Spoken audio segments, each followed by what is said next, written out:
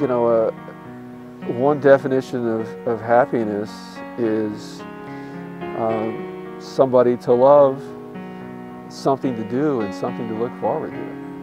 And ramrods, for some people, it's something to look forward to. They put it on the calendar.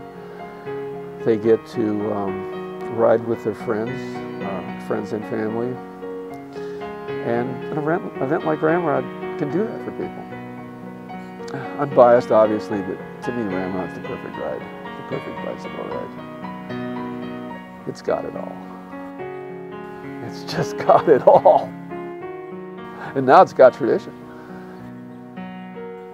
You know, it's got patina.